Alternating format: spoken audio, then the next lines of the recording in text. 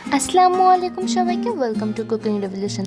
আজকে আমি আপনাদের সাথে কালারফুল রিফ্রেশিং একটা ড্রিঙ্ক রেসিপি শেয়ার করব, যেটা দেখে যে কারোরই একবার হলেও খেতে ইচ্ছা করবে। তো চলুন দেখে আসি আজকের রেসিপি।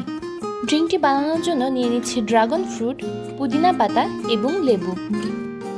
এখানে আমি হাফ করে কেটে ড্রাগন ফ্রুট নিয়ে নিয়েছি এবং একটা চামচের সাহায্যে খোসা থেকে ড্রাগন ফ্রুটটাকে ছাড়িয়ে নিচ্ছি। যেহেতু ড্রাগন ফ্রুট নরমই হয়, সেজন্য বাকি ড্রাগন ফ্রুটটুকু আমি চামচ দিয়ে কুচি কুচি করে কেটে নেব। 1 গ্লাস ড্রিঙ্কের জন্য 1.5 টেবিল চামচ পরিমাণে ড্রাগন ফ্রুট কুচি হলেই হবে।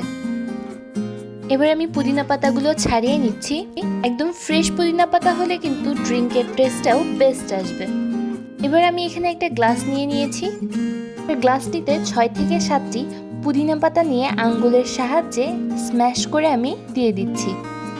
এবার দিয়ে দিচ্ছি ড্রাগন ফ্রুট দেওয়ার আগে আমি হাত দিয়ে চেপে একটু ভর্তা করে নিয়েছি, তাতে করে কালারটা বেশ সুন্দর আসবে। ড্রাগন ফ্রুট দেওয়া হয়ে গেলে এবার দিয়ে দিচ্ছি লেবু। এখানে আমি হাফ লেবু চিপড়িয়ে দিয়ে দিচ্ছি।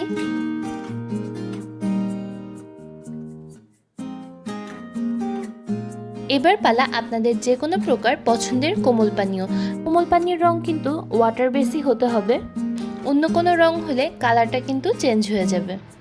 তৈরি হয়ে গেল টেস্টি, কালারফুল এবং রিফ্রেশিং এই ড্রিঙ্ক। আপনারা চাইলে আপনাদের পছন্দ মতো এই ড্রিঙ্কটাকে ডেকোরেট করতে পারেন।